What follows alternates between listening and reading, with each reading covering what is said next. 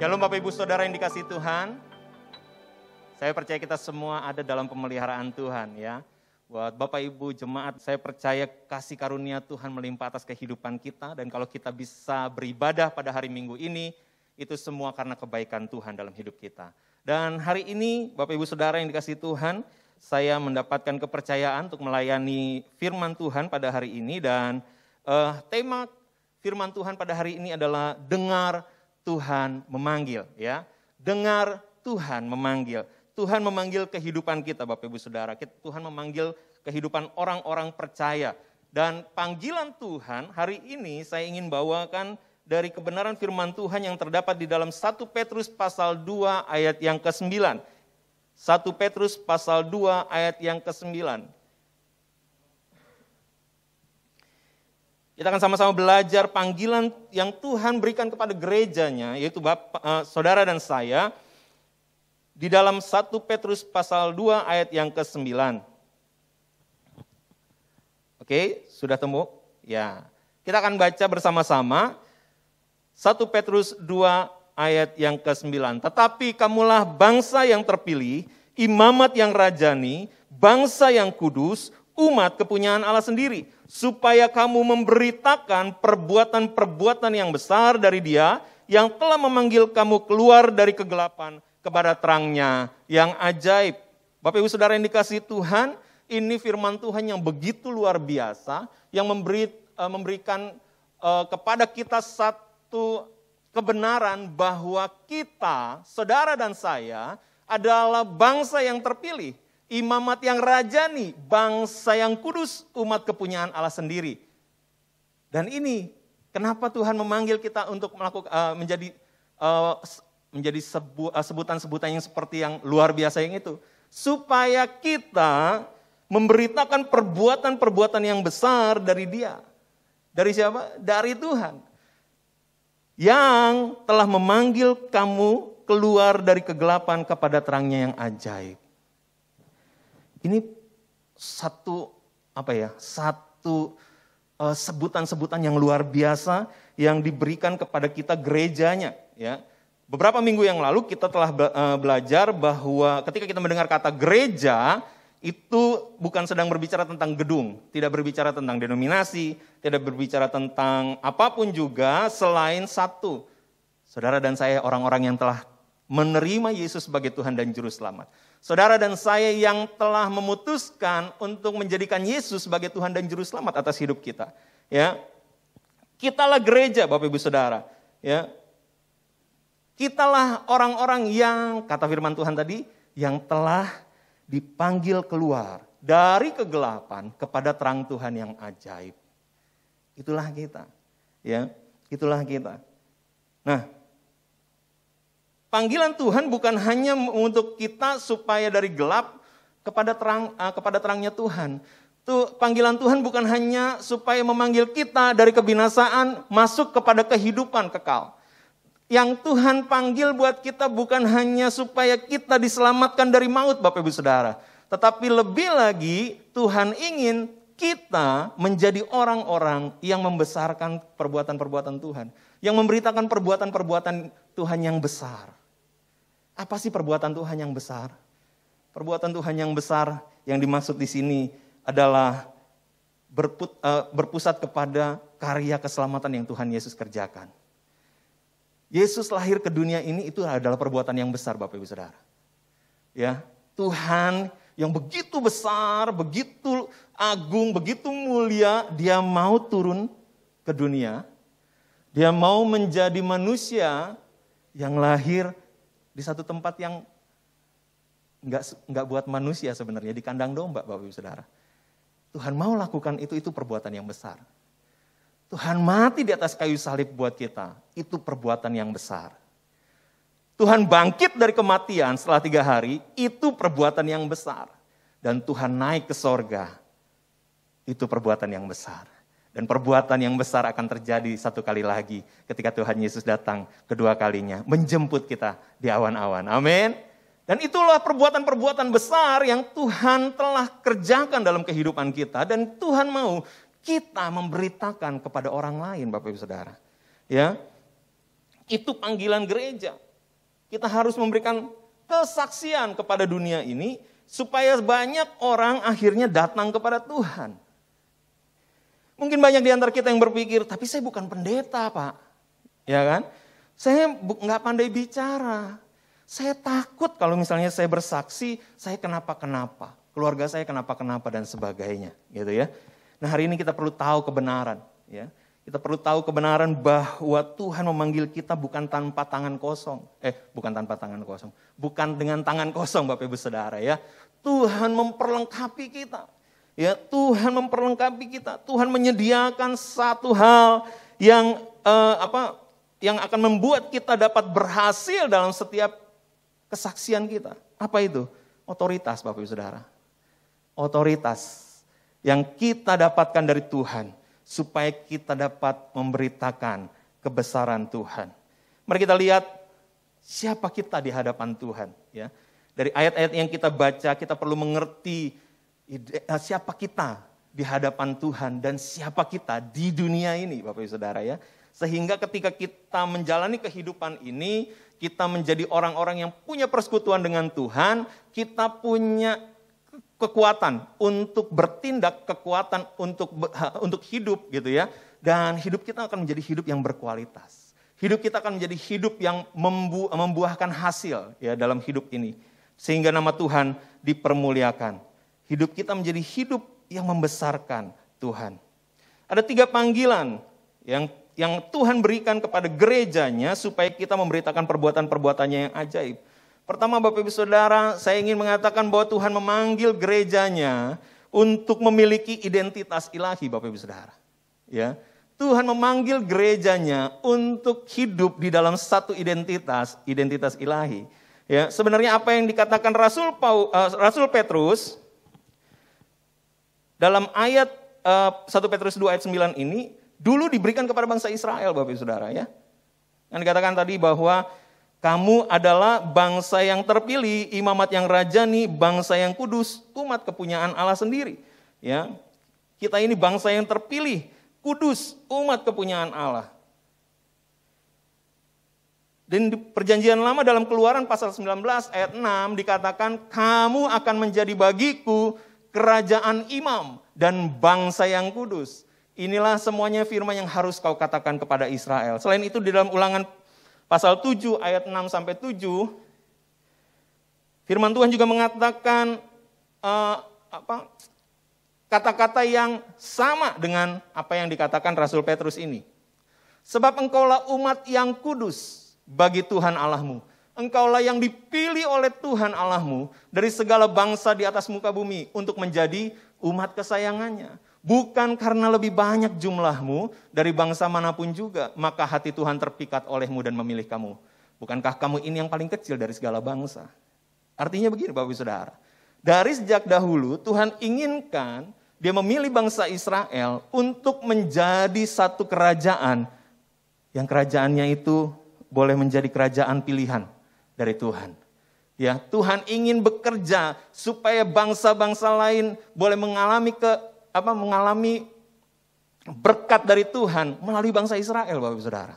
Bangsa Israel yang dipilih untuk menyatakan siapa Tuhan sebenarnya kepada bangsa-bangsa lain, Bapak Ibu Saudara. Ya, tetapi bangsa Israel gagal. Bangsa Israel selalu kalau kita lihat bagaimana bangsa Israel udah diselamatkan, taat sama Tuhan, tapi setelah berapa lama mereka kembali lagi mau menyembah berhala begitu ya. Sampai Tuhan hukum lagi, akhirnya mereka sadar lagi dan bolak-balik seperti itu aja begitu Bapak Saudara. Dan sekarang ketika gereja Tuhan ada kasih karunia Allah yang besar sehingga bangsa-bangsa lain dimanapun dari siapapun bisa mendapatkan keselamatan di dalam Tuhan. Maka kebenaran firman Tuhan ini dibagikan kepada gerejanya. Ya, berpindah kepada gerejanya. Jadi Rasul Petrus menyadari bahwa kita orang-orang percaya diberi tugas, diberi mandat untuk menjadi bangsa yang terpilih. Imamat yang rajani dan bangsa yang kudus, umat kepunyaan Allah. Berbicara soal pilihan Bapak Ibu Saudara ya. Kita kalau misalnya pergi ke supermarket begitu ya, kita mau beli buah gitu ya, kita pasti pilih-pilih kan ya. Kita pasti cari-cari buah yang bagus, yang seperti apa. Oh, yang bagus kita ambil. Artinya apa? Bicara soal pilihan adalah bicara soal kualitas, Bapak Ibu Saudara. Ya, kalau kita dipilih, kita pasti berkualitas. Kualitasnya dari mana? Ketika kita menerima Yesus sebagai Tuhan dan Juru Selamat, kita sudah dikuduskan, itu merupakan pilihannya Tuhan. Amin. Jadi kita punya kualitas, kita punya potensi yang Tuhan mau pakai dalam hidup kita supaya kita memberitakan perbuatan-perbuatan Tuhan yang besar. Banyak sekali orang ketika ditanya tentang siapa dia gitu ya, dengan pertanyaan-pertanyaan yang merujuknya kepada Bapak ini siapa gitu, Ibu ini siapa gitu.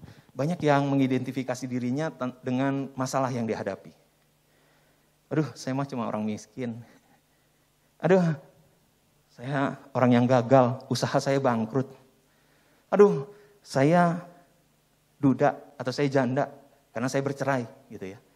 Mengidentifikasikan dirinya dengan masalah. Ada juga yang mengidentifikasikan dirinya dengan profesi yang dia jalani. Bapak siapa? Oh, saya profesor di satu perusahaan, sebuah universitas di sini. Oh, saya salesman. Oh, saya tukang beca gitu ya. Mengidentifikasikan dirinya dengan profesi. Tapi saya mau kita semua memiliki satu identitas yang sama. Identitas yang kita yakini dan identitas yang kita hidupi. Kita harus memiliki satu kekuatan, identitas dalam diri kita. Mengidentifikasikan diri kita dengan Tuhan Yesus. Yohanes 1 ayat 12 berkata, orang yang menerima Kristus itu diberi hak, saudara. Diberi hak atau kuasa untuk menjadi anak-anak Allah. Itulah kita. Ketika kita menerima Yesus sebagai Tuhan dan Juru Selamat, identitas kita berubah dari orang berdosa menjadi anak-anak Allah. Jadi orang-orang yang memiliki kuasa katanya, ya, memiliki hak sebagai anak Allah. Oh, identitas kita berubah, Bapak Ibu Saudara. Dan di sini dalam ayatnya dikatakan kita ini bangsa yang terpilih. Apa perbedaannya anak Allah dengan orang lain, Bapak Ibu Saudara? Perbedaannya dalam Roma pasal 8 ayat 29. Roma pasal 8 ayat 29. Firman Tuhan berkata, sebab semua orang yang dipilihnya dari semula, mereka juga ditentukannya dari semula untuk menjadi apa? Serupa dengan gambaran anaknya, supaya ia, anaknya itu menjadi yang sulung di antara banyak saudara.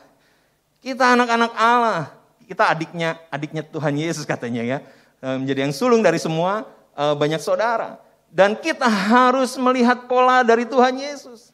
Kita sedang menjadi serupa dengan gambaran anaknya. Dan itulah yang membedakan kita dengan orang lain, Bapak Saudara. Ya, nilai hidup yang dimiliki oleh Tuhan Yesus, itu yang harus kita hidupi. Dan ketika kita menghidupi gaya hidup Tuhan Yesus, maka gaya hidup yang Tuhan Yesus tidak pernah sama dengan gaya hidup dunia ini. Kita akan menjadi berbeda. Dan itu yang membedakan kita dengan dunia. Itu yang membedakan kita dengan orang lain. Dan sini dikatakan juga kita ini umat kepunyaan Allah. Artinya kita ini di bawah perlindungannya Tuhan. Saudara kalau misalnya punya di kantor begitu ya. Kita punya cangkir. Cangkir ini punya kita gitu ya. Pasti dinamain. Betul ya? Pasti dinamain. Tapi kalau misalnya tiba-tiba besok kita datang. Kita pengen minum. Gelas kita nggak ada. Dan kita ketemu gelas kita ada di meja teman kita yang lain. Apa reaksi kita? Pasti marah ya, ditegur ya. Kok kamu pakai gelas saya? Ini gelas saya. Jangan pakai gelas sembarangan dong, sorry. Soalnya ini masa Covid lagi. Ya. Ini masa pandemi lagi gitu ya. Bahaya pakai barang orang. Sengaja ini punya saya, jadi saya aja yang pakai. Please, tolong lain kali perhatikan ya. Kalau misalnya kita milik Tuhan, kita umat kepunyaan Allah, Tuhan pasti melindungi kita. Tuhan pasti melindungi kita. Bagaimana cara Tuhan melindungi kita? Begini, Roma 8 ayat 28 ayat sebelumnya. Dikatakan kita tahu sekarang bahwa Allah turut bekerja dalam segala sesuatu untuk mendatangkan apa? Kebaikan bagi mereka yang mengasihi Dia. Bagi mereka yang terpanggil sesuai dengan rencana Allah. Artinya ketika kita hidup memenuhi panggilan Tuhan dalam hidup kita hidup sebagai anak-anak Allah, kita menyadari bahwa Tuhan bersama-sama dengan kita. ketika kita menghadapi segala sesuatu, ketika kita menghadapi masalah sekalipun, ketika kita menghadapi pergumulan yang begitu berat dalam hidup kita nggak perlu takut Bapak Ibu Saudara. Kita ini punya Tuhan, kita ini kepunyaan Tuhan Bapak Ibu Saudara. Tuhan pasti melindungi kita, sekalipun kita mengalami perkara-perkara yang sulit dan kita mengalami sakit, Tuhan bisa ubah itu menjadi satu kebaikan buat kehidupan kita. Tuhan bisa pakai itu untuk membentuk kita semakin berkualitas. Tuhan bisa memakai peristiwa itu untuk membuat kita menjadi orang-orang yang dikatakan luar biasa, excellent. Ya, kenapa? Karena kita nggak hancur oleh karena masalah kita, tapi kita tetap berdiri dan kita dinyatakan sebagai orang-orang yang menang atas masalah kita. Itu yang Tuhan mau Bapak Ibu Saudara. Jangan takut dan jangan merasa rendah hati, rendah diri karena masalah-masalah yang kita hadapi. Tuhan melindungi kita. Tuhan dapat mengubah sesuatu yang buruk menjadi sesuatu yang baik. Kenapa? Karena kita ini kepunyaan Tuhan.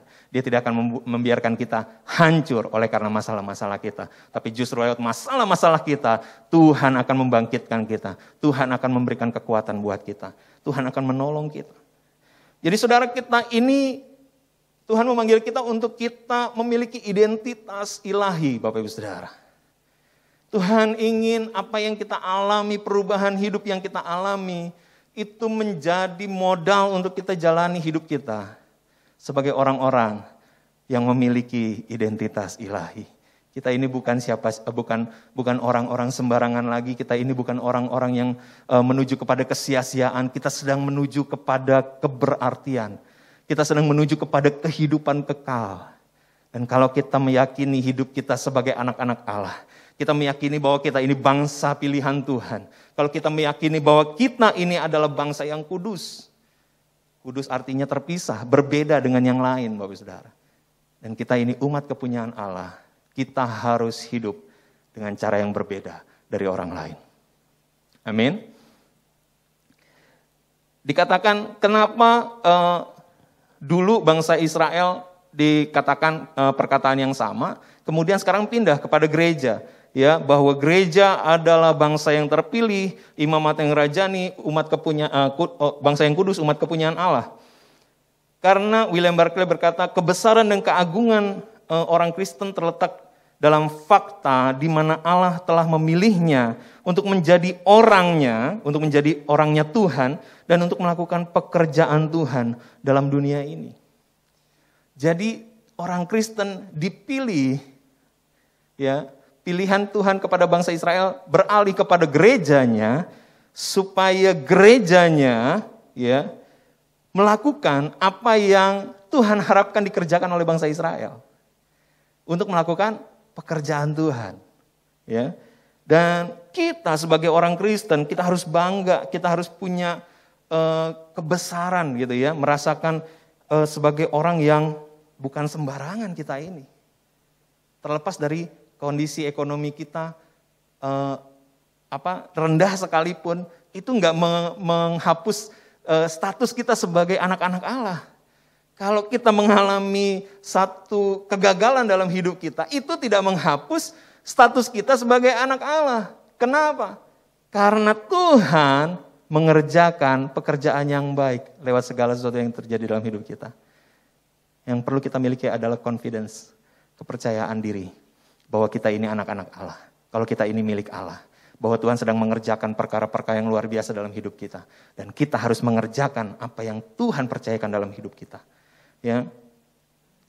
Pertanyaannya sekarang adalah, kalau dikatakan bahwa kebesaran keagungan orang Kristen terletak dalam fakta di mana Allah telah memilihnya menjadi orangnya Tuhan dan untuk melakukan pekerjaan Tuhan dalam dunia ini, apakah sekarang kita sebagai orang pilihan Tuhan sedang mengerjakan pekerjaan Tuhan?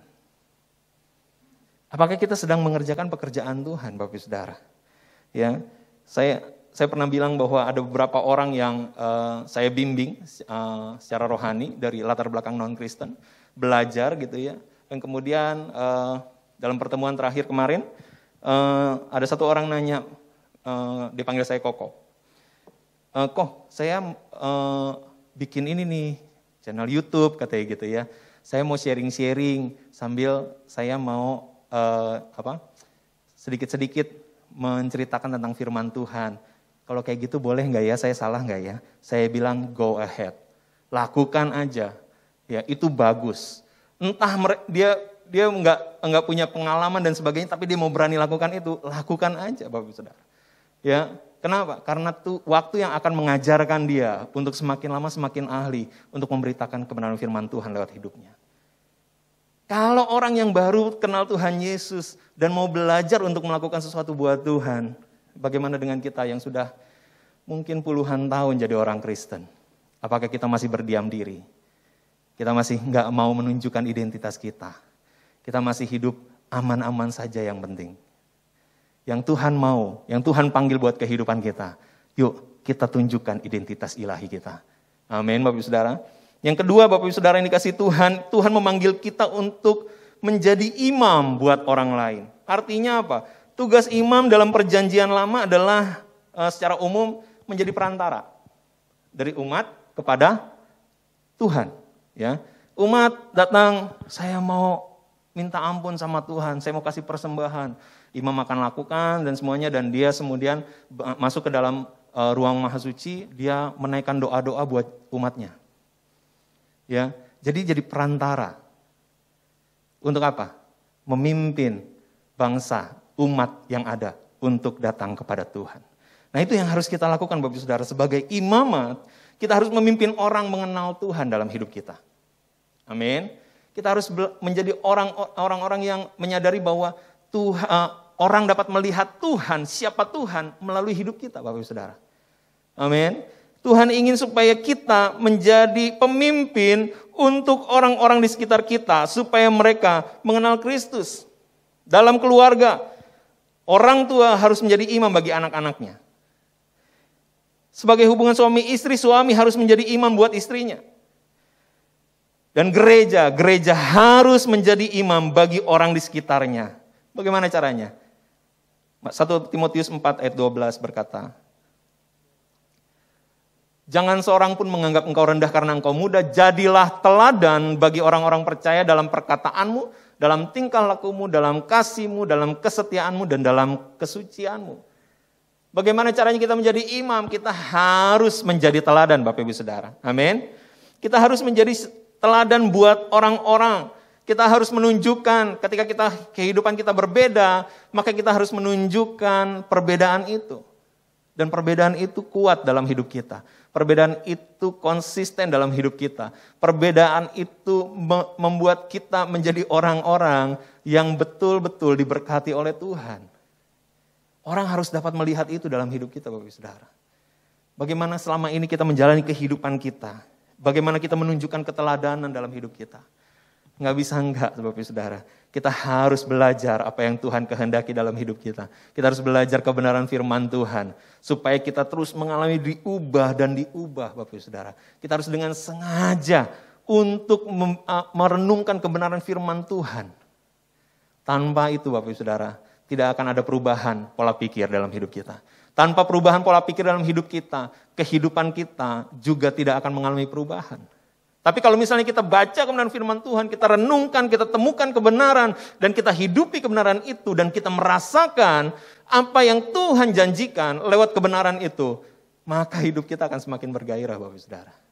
Amin. Hidup kita akan mengalami perubahan, dan perubahan itu dilihat orang, dan orang bisa tertarik. Kenapa kamu bisa berubah? Nah, pada saat itulah kita bisa memberitakan, karena Tuhan Yesus mengubah hidup saya. Ada banyak hal sederhana Bapak Ibu Saudara yang bisa kita lakukan. Saya sering kali ketemu, saya sama Vivi gitu ya, kalau di supermarket suka ada bungkusan yang jatuh gitu ya dari raknya, kita ambil, kita masukin, kita kembalikan ke tempatnya, kita ambil, kita masukkan ke tempatnya. Saya berpikir kalau misalnya ada orang nanya gitu ya, perhatian banget barang kayak gitu, barang jatuh dimasukin kayak itu gitu ya. Iya, karena Tuhan sudah lebih dulu memperhatikan hidup saya. Cie. Kan bisa kita ngomong seperti itu Bapak Saudara ya. Hal sederhana. Kenapa kita lakukan itu? Karena Tuhan sudah melakukan terlebih dahulu buat hidup kita. Makanya hidup kita semakin berkualitas itu karena Tuhan. Segala sesuatu kita refer kepada apa yang telah Tuhan kerjakan buat hidup saya. Itu yang saya lakukan. Karena saya diberkati, maka saya memberkati. Amin. Karena Tuhan telah menolong saya menolong orang lain. Itu yang harus kita lakukan Bapak Ibu Saudara. Jadilah teladan.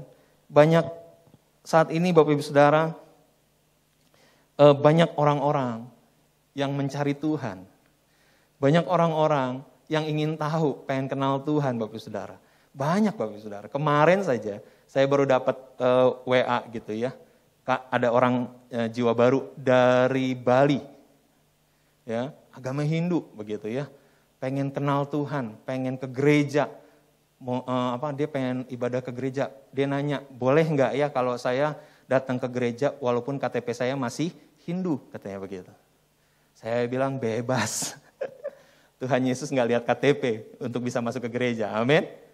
Dan saya carikan gereja gitu ya. Kebetulan dosen saya ada yang menggembalakan di Bali. Saya tanya siapa yang saya bisa hubungin. Saya sudah dapat kontaknya, saya akan sambungkan ke jiwa baru ini. Banyak orang yang sedang mencari Tuhan Bapak Saudara. Dan kita gereja Tuhan harusnya menjadi tempat di mana orang-orang bertanya kepada kita, "Hei, gimana caranya saya kenal Tuhan Yesus?" Dan kita harus bisa jawab Bapak Saudara.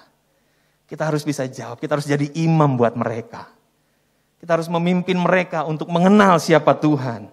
Ya, selain kita menjadi teladan, kita juga harus menjadi juru syafaat Bapak Saudara. Ingat imam datang mereka berdoa ya kepada Tuhan, meminta permohonan ampun buat bangsa yang sedang datang dan meminta permohonan ampunan. Dia yang harus mewakili umat itu. Kita harus menjadi juru syafaat buat mereka yang belum mengenal Tuhan. Buat mereka yang sedang membutuhkan keselamatan tapi mereka nggak sadar. Kita mesti berdoa buat mereka supaya mereka mengalami keselamatan. Itu tugas kita sebagai imam Bapak Ibu Saudara. Amin. Jadi Tuhan memanggil kita untuk menjadi imam buat orang lain. Tuhan memanggil gerejanya untuk menjadi orang-orang yang dapat menunjukkan siapa Tuhan dalam kehidupan mereka. Ya. Jadi yang pertama tadi, Tuhan memanggil kita untuk memiliki identitas ilahi. Yang kedua, Tuhan memanggil kita untuk memimpin orang mengenal Tuhan. Dan yang ketiga, Bapak Saudara, Tuhan memanggil kita supaya kita dapat menunjukkan kuasa Allah itu seperti apa. Ya, dikatakan kita ini imamat yang rajani, Bapak Saudara. Tuhan gak meminta kita sebagai imam tanpa kuasa. Setiap perkataan kita harusnya mengandung kuasa.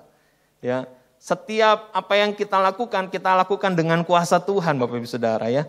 Firman Tuhan mengatakan kita ini imamat yang rajani. Rajani itu artinya memiliki otoritas sebagai raja.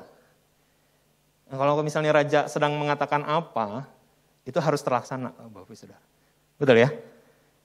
Saya ingin kota di sana gitu ya, dibangun pasar swalayan gitu ya. Wah, dibangun sama orang pegawai-pegawainya, mereka akan mengerjakan sampai supermarketnya terjadi. Setiap perkataan dari seorang raja itu mengandung kuasa. Kalau imamat yang rajani artinya imam ini ketika dia berkata dengan otoritas sebagai seorang raja. Amin. Dia memiliki otoritas yang paling tinggi begitu ya. Paling tinggi. Jika kita mendapat kesempatan untuk mendoakan orang gitu ya. Kita harus mendoakan orang itu ya, karena kita percaya kita telah diberi kuasa oleh Tuhan. Saudara, percaya enggak kalau kita ini diberi kuasa oleh Tuhan? Tuhan telah taruh kuasa dalam hidup kita sehingga doa-doa kita menjadi doa-doa yang penuh dengan kuasa Bapak Ibu Saudara. Ya. Kalau kita berbicara, kita harus berbicara sesuai dengan firman Tuhan. Itu berbicara dengan iman Bapak Saudara. Dan kalau misalnya kita kesempatan untuk berdoa, doakan saudara. Jangan takut, jangan mikir, wah mesti pendeta nih yang doain. Waduh, mesti ini nih Pak Winardi nih yang doain nih gitu ya. Saya pernah dengar Pak Winardi pernah ngusir setan gitu ya. Jadi Pak Winardi yang disuruh gitu ya. Karena punya pengalaman gitu. Meskipun saudara tidak punya pengalaman, saudara punya kuasa. Amin. Pak Winardi juga dulunya belum pernah doain orang kerasukan setan Bapak Ibu Saudara. Ya. Tapi ada satu kali pertama untuk ngalamin hal itu. Dan kalau misalnya kita diperhadapkan, lakukan itu. Bukankah Markus pasal 16 ayat 7 sampai 8 berkata, tanda-tanda ini akan menyertai orang-orang yang percaya. Saudara orang percaya? Saya juga orang percaya. Ya. Jadi firman Tuhan ini berbicara tentang kepada Bapak Ibu Saudara dan saya. Tanda-tanda ini akan menyertai orang-orang yang percaya. Mereka akan mengusir setan-setan demi namaku. Mereka akan berbicara dalam bahasa-bahasa yang baru bagi mereka. Mereka akan memegang ular dan sekalipun mereka minum racun, mereka tidak akan mendapat celaka. Mereka akan meletakkan tangannya atas orang sakit dan orang itu akan sembuh. Amin. Saudara punya kuasa, amin. Kita punya kuasa Bapak Ibu Saudara. Jadi bertindaklah, berdoalah, lakukanlah. Dan yang memberikan otoritas kuasa itu adalah Tuhan Bapak Ibu Saudara. Yang perlu kita lakukan hanya taat lakukan saja. Lakukan dengan otoritas Bapak Ibu Saudara. Lakukan dengan iman bahwa kita sudah diberikan kuasa oleh Tuhan. Buat setiap orang percaya. Buat setiap orang percaya Bapak Ibu Saudara. Kalau saudara percaya, saya berdoa, Tuhan pasti kerjakan sesuai dengan firman-Nya.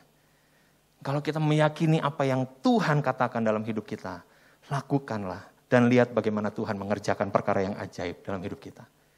Satu kali Bapak Ibu Saudara ada satu peristiwa di mana ada orang yang kerasukan setan Bapak Ibu Saudara. Ini di Papua begitu ya. Dan kemudian ada, ini kebetulan hamba Tuhan ya. Hamba Tuhan yang dipanggil, Pak di sini ada orang yang kerasukan setan. Tolong ya Pak, tolong doakan. Oke, di mana? Dia langsung pergi. Itu masih jam berapa pagi? Jam 2 pagi kalau nggak salah katanya.